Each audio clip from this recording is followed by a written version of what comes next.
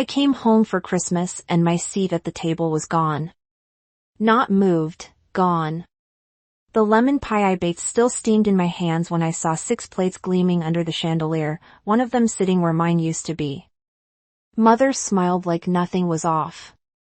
"It's just immediate family this year," she said, sliding a plate in front of my sister Grace's fiancé, Brent. The room went quiet in my head like snow swallowing sound. I set the pie down, smiled back, and thought, if family is about belonging, then what happens when they quietly vote you out? Mother always said Christmas was about tradition. The garland on the banister, the same Chip Snowman mugs, the music station that played Bing Crosby on repeat, it was all there. Everything looked right. That's what made it worse. The perfection of it all, untouched, except for the one thing missing, me. I, Eleanor, stood in the doorway pretending to brush snow from my coat while the others filled the room with voices. Grace, my sister, was glowing in a red sweater I'd given her last year. Brent, her fiancé, laughed too loudly at something Father said, that deep corporate laugh that fills space and asks for approval. And Mother hovered near the stove, directing everything like a stage manager who already knew her cues. "Do you need help with the table?" I asked, trying to sound casual. She didn't look up. "We're all set, sweetheart. It's just immediate family this year." The way she said it, flat, practical. The tone she used when reporting tomorrow's weather was almost clinical. She wasn't angry. She wasn't cruel. She was simply certain. That certainty hurt more than any argument could have. I glanced at the table again. 6 plates. Mother, Father, Grace, Brent, Uncle Neil, Karen, his new girlfriend of 3 months. A family extended where it benefited others, trimmed where it didn't. My seat, the one I'd sat in every year since I could remember, had been filled by Brent's, my name card gone, my contribution erased. Grace looked up, her smile faltering just enough to show guilt. "I didn't know they were. I thought you were coming later." "Yeah," I said softly. "I guess I should have called ahead." No one corrected me. For a second, I almost pulled out a folding chair like I used to when the cousins came over. But something inside me stopped. Not anger, clarity. I'd spent years being the quiet backbone of this family. The one who sent money when bills stacked up. Who fixed things before they broke. Rent for Grace when she was between jobs. Repairs for the lake house Father refused to admit needed work. Grocery cards. Prime memberships, streaming accounts. They all ran through me. I thought that made me part of them. I thought contribution meant belonging. But watching Mother set that last plate in front of Brent, I realized it had never been about gratitude. It was about convenience. I wasn't family. I was funding. Mother wiped her hands on a towel and called everyone to sit. Her voice was warm again. Practice the kind that makes outsiders feel welcome. I stood there another beat, waiting for someone to notice I hadn't sat down. No one did, so I smiled, adjusted my scarf, and said, "You guys start without me." Mother nodded like I'd confirmed her plan. "We'll save you some pie." I walked out before she remembered that the pie was mine. The cold hit harder than I expected. Snowflakes clung to my hair, melting down my collar as I walked to the car. Behind me, the house glowed like a postcard, warm, perfect, and completely false. Through the frosted window, I could see Grace lift her glass, Brent saying something that made everyone laugh. My mother smiled. From the outside, it looked like a scene worth framing. Inside, it was the quietest betrayal I'd ever witnessed. I sat behind the wheel, the pie on the passenger seat, and watched my breath fog the air. I told myself to drive, but my hands stayed still. The radio was still on from the trip. Bing Crosby humming, "I'll be home for Christmas." The irony almost made me laugh. Almost. I thought about the last few years, about how every problem in that house somehow ended up on my screen. Grace's rent payment, mother's electric bill, father's temporary loan for the lake house repairs. None of them ever asked outright. They just hinted, side-weighted. And I always filled in the silence with money because that's what you do when you love people, right? You make things easier. But love, I realized, had become a transaction in our family, and I was the only one still paying. I could picture the spreadsheet on my laptop, the one where I tracked my monthly expenses. Under family, the numbers never stopped climbing. Grocery cards, subscriptions, one-time emergencies that somehow happened monthly. I told myself it was normal, that it was love. But sitting there in the dark, I finally saw it for what it was, maintenance. I've been maintaining their comfort at the cost of my own. The headlights from another car passed over me, and for a second I saw my reflection in the window. Eyes tired, jaw tight, pie untouched. I wasn't angry yet. Anger would have been too easy. What I felt was quieter, heavier, like a balance shifting. I remembered something Mother once told me when I was 16. Grace needs more attention. You're stronger, Eleanor. Back then, I believed her. I thought strength meant giving more, needing less. But strength without boundaries isn't strength, it's servitude. A knock on the glass pulled me back. A kid from next door waved awkwardly, then gestured at the snow piling up on the driveway. I nodded and turned the ignition, the car heater whirred to life, filling the silence with its steady hum. As I backed out, I caught one last glimpse of the house. My mother leaning close to Brent, laughing at something he said. Her hand on his shoulder, proud and possessive. She never looked that way at me. The snow thickened as I pulled onto the main road. The wipers kept rhythm, slow and steady, marking time like a metronome. People say silence keeps peace. But in my family, silence was how you disappeared. That night, I didn't cry. I didn't yell. I just drove home and made a quiet promise. Never again would I buy my place at that table. When I got back to my apartment, it was midnight, the kind of biting cold that seeps through walls and lingers in your bones.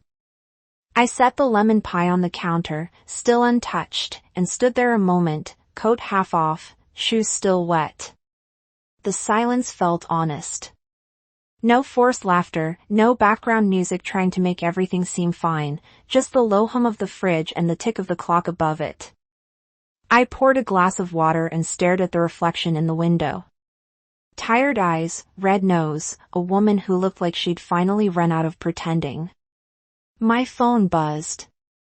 Mother, then Grace, then Father. 32 messages stacked one after another like accusations. I didn't open a single one.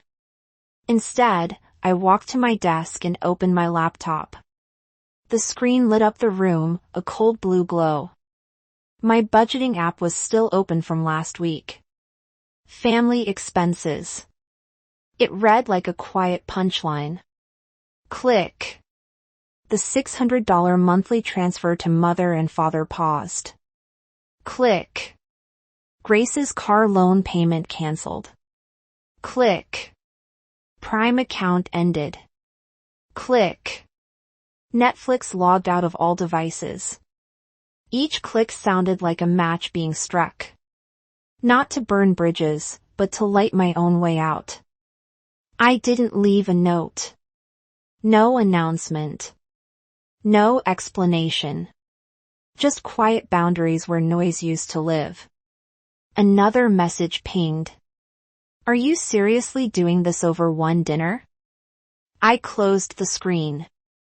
I made coffee instead, even though it was past 1 a.m. The smell filled the room, grounding me. I wrapped my hands around the mug and let the warmth settle in. For years, I'd been the backup plan, the helper, the reliable one who never said no. Tonight, I said it without a word. A memory flashed. Mother in the kitchen when I was 12, telling Grace she had a creative spirit. Then turning to me. And you, Eleanor, you're the practical one. You'll keep things running. Back then, I thought it was a compliment. Tonight, it sounded like a life sentence I'd finally served. The phone buzzed again. Then the doorbell. I didn't move. Whoever they were, they could stand in the snow a little longer. I sipped my coffee, staring at the pie on the counter.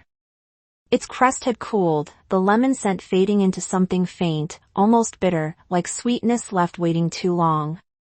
For the first time, I wasn't panicking about who might need me, who might be disappointed. The apartment felt small, but solid, mine. I shut off the lights, leaving only the laptop glow. On the screen, the balance total looked lighter than it ever had. People think revenge is loud, but sometimes it's just the sound of a final click in an empty room. The next morning, the knocking started before sunrise, sharp, impatient, the kind of knock that expects obedience. I let it go on longer than I should have, watching the shadow shift behind the frosted glass.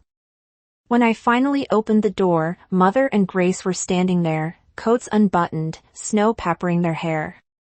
They looked like they'd run out of patience hours ago. "What did you do?" Mother asked before she even stepped inside. "No hello, no Merry Christmas, just accusation." I leaned against the frame. "Good morning to you, too." Her voice was tight. "Why didn't the money go through?" "My grocery card got declined." "Grace can't make her car payment." "You canceled Prime." "You're being cruel." I studied her face. The same face that used to check my forehead for fevers, now flushed with outrage instead of worry. "Cruel," I said quietly. "For paying for myself instead of everyone else?" "You weren't uninvited," she snapped. "It was just a smaller dinner with a plate for Brent," I said. "He's part of Grace's future," she replied, folding her arms. "We didn't think you'd make a big deal out of it." Then she said the line that cut deeper than anything that came before, "You have no husband, no kids, and you make good money. It's your responsibility to support this family while Grace is starting her life." Grace didn't contradict her. She just looked down, her cheeks red. Something in me clicked into place. Quiet, irreversible. For years, I'd been trying to fit into a role they'd already rewritten. They hadn't forgotten my chair. They'd reassigned it. "I'm done," I said. Mother blinked, thrown off by how calm it sounded. "You're choosing a fight." "I'm choosing a boundary," I said. "If you hear it as a fight, that's on you." Her mouth twisted. "Don't twist this into something noble, Eleanor. You're abandoning your family." "No," I said softly. "I'm just refusing to keep funding one." The silence after that stretched long enough for the snow to start melting on their coats. Grace tried, her voice shaking. "Don't make this ugly." "It already is," I said. "I just stopped pretending it's not." Mother sighed, switching tactics. "You'll regret this. One day you'll need us." "If that day comes," I said, stepping back, "I hope you answer the door." They left without another word, footsteps crunching down the hall. The air felt lighter when it shut behind them. For the next few days, my phone became a battlefield. Dozens of texts, some pleading, some furious, some guilt-wrapped in concern. I muted the group chat, turned off notifications. The quiet was addictive. Then on January 3rd, a message appeared from a number I didn't expect. Brent Callahan. No greeting, no preamble, just a single sentence and an attachment. I don't know if I should send this, but you deserve to hear it. It was an audio file. At first, all I heard was background noise, forks clinking, Christmas music, the scrape of chairs, then voices. Uncle Neil. So, how's the martyr doing? Mother laughing, probably sulking like we ruined her wedding day. Grace. She'll get over it. She always does. Father's voice, lower. At least now we can have a holiday without one of her lectures. Karen. She always tries too hard. The gifts, the clothes. It's exhausting. Laughter followed. Then Brent's voice, uncertain. You know, she can probably hear all of this through the door. The room went silent on the recording like guilt had briefly found oxygen. When it ended, I just sat there, phone in my hand, coffee cooling beside me. I didn't cry. I didn't scream. The hurt was colder than that, clean, surgical. A second message from Brent came through. I'm sorry. I didn't know they talked about you like that. I told Grace it was messed up. She got angry. I moved into the house after New Year's, but it's bad. I stared at his words. The irony of the man who'd taken my seat being the only one honest enough to send me the truth wasn't lost on me. For days I tried not to replay that recording. I failed. Every laugh, every cutting word etched itself deeper. But anger, when it stays too long, cools into clarity. So when the next knock came a week later, softer this time, I was ready. Mother again, Grace behind her, dark circles under her eyes. The kitchen caught fire, Mother said, voice trembling. It's bad. We need help until insurance clears. I didn't move from the doorway. Is everyone okay? Yes, she said quickly. We just need a little help to get through the month. There it was again. Not thank you, not we're safe, just the ask. Always the ask. I reached into my coat pocket and pulled out an envelope. Mother's face softened, hopeful, relieved. When she opened it, her expression faltered. Inside was a single $50 bill. What is this supposed to be? She asked. That, I said, is what my seat at the table was worth. The silence that followed felt like snow before it falls, thick, waiting. Grace whispered. That's not fair. Neither was Christmas, I said. Mother's voice sharpened. You're being spiteful. No, I said calmly. I'm being consistent. I set the envelope on the counter beside a pile of burned recipe cards and turned to leave. You don't have to be like this, Grace called after me. I paused at the door. Like what? Cold? I met her eyes. You called me cold when I stopped paying for your heat bill, too. She said nothing. Outside, the wind bit at my face, the air sharp and clean. I walked to my car, each step cutting through the snow like punctuation. At home, I lit a candle, made tea, and sat by the window. The city was quiet, the kind of stillness that only comes after a storm.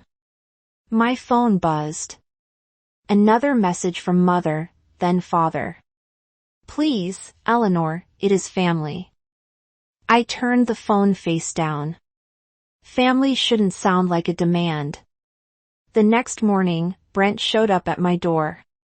His eyes were tired, his hands shoved deep into his jacket pockets. I moved out, he said. Couldn't stay there anymore. He pulled out another envelope and handed it to me. Receipts, statements, my name printed neatly at the top of each page. She opened a credit card under your name, he said quietly. Grace. About $8,000 in charges. Said you'd understand. That you'd never press charges because you're family. I felt something inside me go still. Not surprised, just confirmation. Why are you telling me this? I asked. Because it's wrong, he said. And because I couldn't keep pretending. When he left, I spread the papers across my desk, restaurant bills, hotel stays, a stroller from an upscale boutique, $8,000 of proof. That night, I called the bank, then a lawyer. The process was slow, clinical, but with every signature, every verification, I felt lighter. 2 days later, Grace texted, "You don't have to make this worse." The next day, Mother called. We don't call the police on family, but we should, I thought, because silence had protected them long enough. When the police reached out to Grace, the calls stopped. The noise finally ended. Weeks later, the lawyer confirmed it. My name cleared, account closed. Justice didn't come with fireworks. It came with paperwork and peace. That night, I sat by the same window, candle flickering low, and whispered to myself, the debt is paid. March came quiet. The snow began to melt along the sidewalks, leaving streaks of gray slush and the smell of thawed air. My phone was still silent. No more calls, no more guilt disguised as love. I thought I'd miss the noise, but peace turned out to have its own rhythm, coffee brewing, radiator hissing. The occasional sound of my own laughter when something on TV actually made me laugh. One afternoon, my lawyer called. Everything's finalized, she said. The account's been cleared, and the bank issued an apology for the delay. After we hung up, I just sat there for a while, listening to nothing. It was strange realizing that after months of tension, there was no next crisis waiting to unfold. I poured a cup of coffee, the smell filling the apartment, and looked out the window. The city was still, pale sunlight catching on the puddles where snow used to be. My phone buzzed once, a voicemail. Father. I hesitated, thumb hovering, then pressed play. His voice was softer than I remembered. Hey, sweetheart. I don't know if you'll listen to this, but I need to say it anyway. You were right. We treated you like a safety net, and when you finally stepped away, the whole house fell. Your mother's not ready to admit it. And Grace, well, she's Grace, but I see it now. We built a family that only made noise when it needed something. I'm sorry. I hope someday you'll talk to us again. Not for money, just to talk. The message ended with silence, then a faint sound of him exhaling like relief and regret tangled together. I didn't cry. I just smiled faintly, saving the voicemail, not to replay it, but to keep proof that some truths finally land. Then I opened my notebook, the one where I'd written every dollar, every favor, every line of quiet generosity, and added one last entry. The debt is paid. When I closed the cover, the sound felt final, like the click of a lock. Outside, the snow was gone. That evening, I washed the pie dish that had sat untouched since Christmas, and slid it back into the cupboard. The kitchen smelled faintly of lemon and coffee, the way peace sometimes smells when it finally has room to breathe. I sat by the window with a mug of tea, watching the last patches of snow dissolve into the street lights. For years, I thought family meant endurance. Now, I know it means choice. I came home for Christmas once, but I found something better than a seat at their table, my own peace. If you've ever been left standing where your chair should have been, tell me in the comments. You're not alone. And don't forget to subscribe for the next.